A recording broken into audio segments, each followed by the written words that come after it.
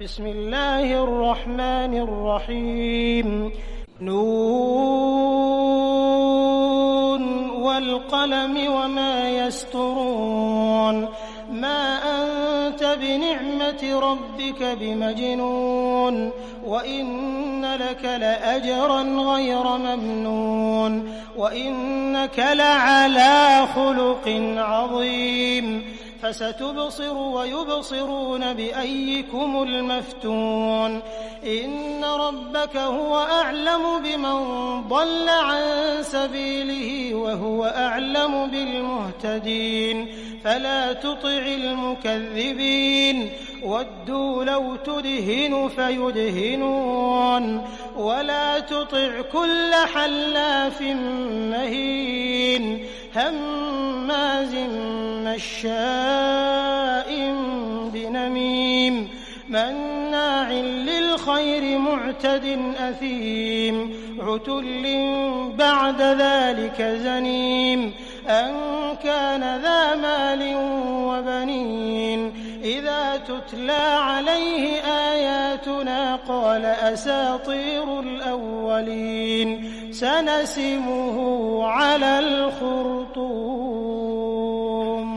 إنا بلوناهم كما بلونا أصحاب الجنة إذ أقسموا ليصرمنها مصبحين ولا يستثنون فطاف عليها طائف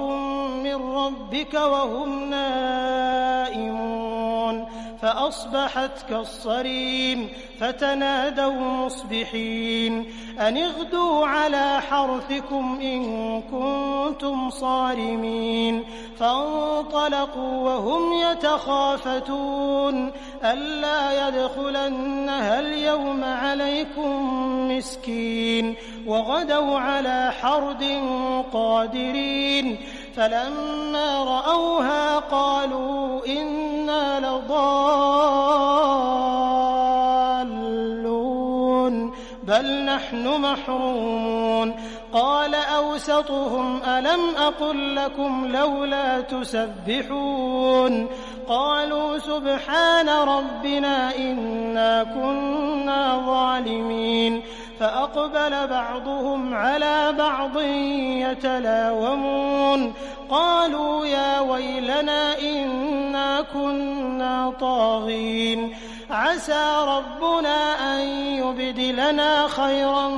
منها إنا إلى ربنا راغبون كذلك العذاب ولعذاب الآخرة أكبر لو كانوا يعلمون إن للمتقين عند ربهم جنات النعيم أفنجعل المسلمين كالمجرمين ما لكم كيف تحكمون أم لكم كتاب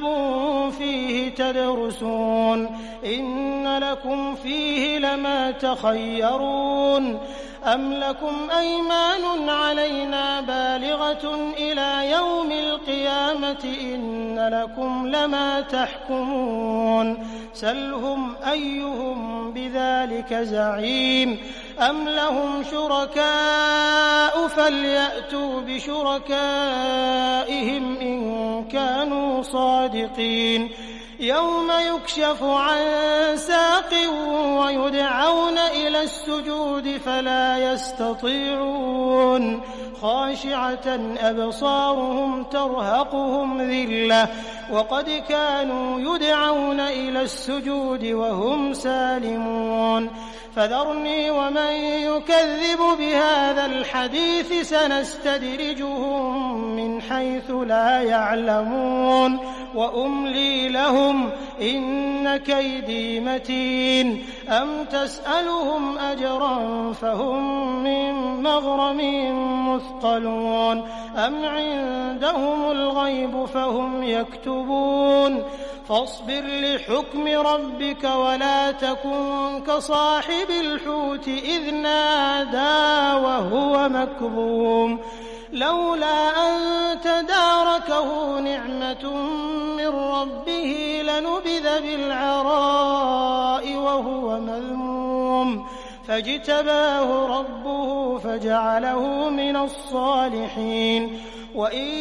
يكاد الذين كفروا ليزلقونك بأبصارهم لما سمعوا الذكر ويقولون إنه لمجنون وما هو إلا ذكر